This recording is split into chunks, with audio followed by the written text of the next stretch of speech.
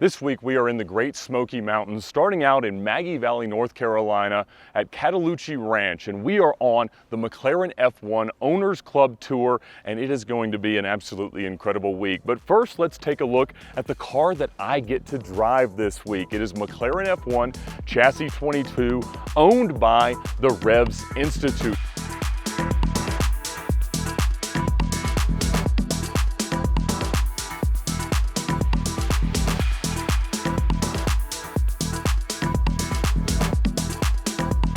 We got to use this car back in 2021 for the intro of Car Trek, and I thought the chance to drive that car for a couple hours around Amelia Island as we were having that amazing adventure was about as good as it gets. But it turns out there is something better, because this week we're going to put about 1,000 miles on this car. Started back at my house in Alpharetta, Georgia, and we're doing a beautiful loop through some of the greatest roads in America. But the story of Chassis 22 is truly incredible.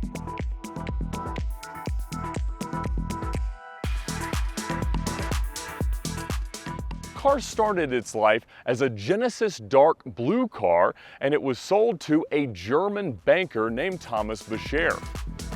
Now, there are a lot of interesting stories about the early days of ownership and maintenance of the McLaren F1s, but Mr. Becher actually commuted about 200 kilometers from his home to the bank where he worked in Frankfurt in Germany. And he would routinely get the car over 200 miles per hour on the Autobahn. And there's stories about the cars coming in for service, that the rumors of cars averaging over 200 miles an hour for long drives, but it appears that all of those stories are about this specific car, because he put about 20,000 kilometers or 12,000 miles on the car during his ownership. And at some point when he was in there getting something checked out, a random misfire or something that was a little bit hard for the factory to recreate, as they pulled the data off the car's computers, they learned that several times in the prior week it had gone over 200 miles per hour. It's hard to imagine being much cooler than that in the mid-90s.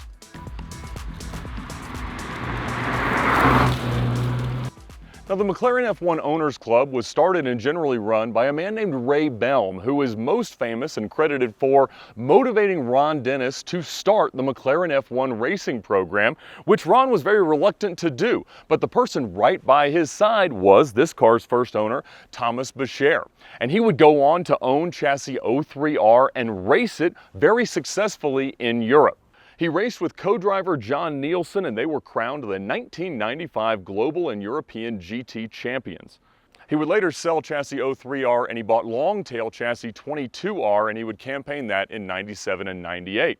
He would later sell this car to Haitian-born Fuji singer Wyclef Jean, and he brought the car into the US, where he did several modifications, including changing the interior from its original green with either a tan or yellow accent on the center seat to all white. He tried to polish the magnesium wheels into kind of a chrome effect. He removed the lenses from the headlights and put a few thousand miles on the car. Now, in 2004, I was graduating from high school, and my dream at the time was to find a way to start an exotic car rental company. And I'd become friends with John Tamarian, who now runs Curated, but back then we were both just young participants on forums like Ferrari Chat. And he knew that I was looking for the cheapest Ferrari 360 Spider on earth, and we found the perfect car, and it was also owned by Wyclef Jean. It was a 2001 red 360 Spider that had a Hamann body kit, all the ridiculous modifications you could imagine, huge chrome wheels, but the only way that I could buy it is if I also bought Wyclef's other two cars that he was marketing.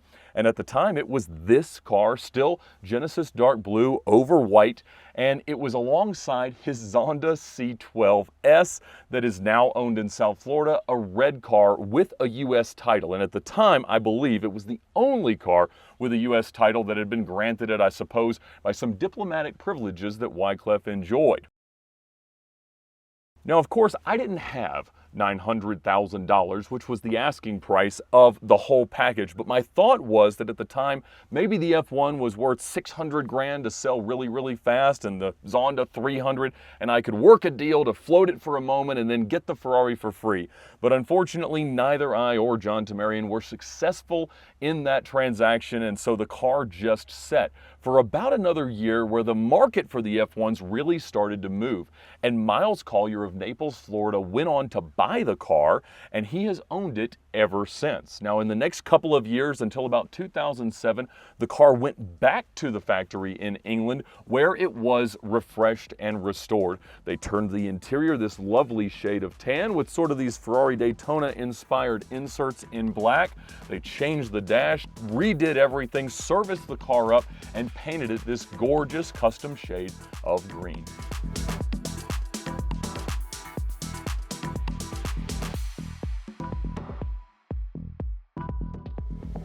So for 20 years now, the car has been in the collection at Revs Institute with Miles Collier and the team there. And Pedro Vela from Revs is my co-driver for this week. Now, very shortly after Mr. Collier acquired the car, he took it on another owner's tour, driving it 600 or 700 miles. And so after we shot Car Trek back in 2021, I knew that the car hadn't been out all that much, but they had it all freshened up. They were gonna have some service planned. And I told him, I said, you know, once the car is back, we need to find more ways to show it to everyone, to make some more content, and just to celebrate the greatest road car of all time. And to my surprise, when I brought up the idea of this owner's tour nearby in the Smokies, they said yes, and they sent it to my house, and we are driving it all week long alongside other Ultimate Series McLarens, McLaren F1s, and just a great community of enthusiasts.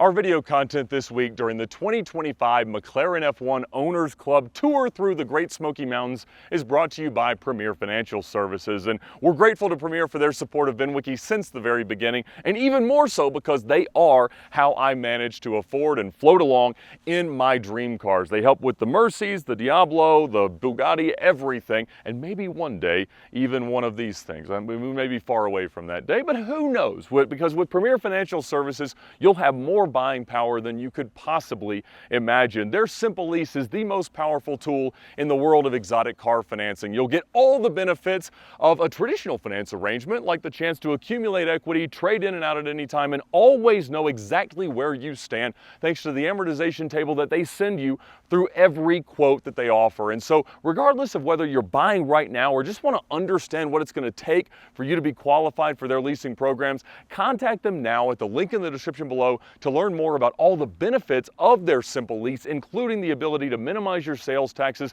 and get better tax treatment for small business owners, all while maximizing your buying power and getting the advantage and expertise of the incredible staff at Premier Financial Services. So contact them to thank them for their support of VINwiki and drive your dream car with Premier Financial.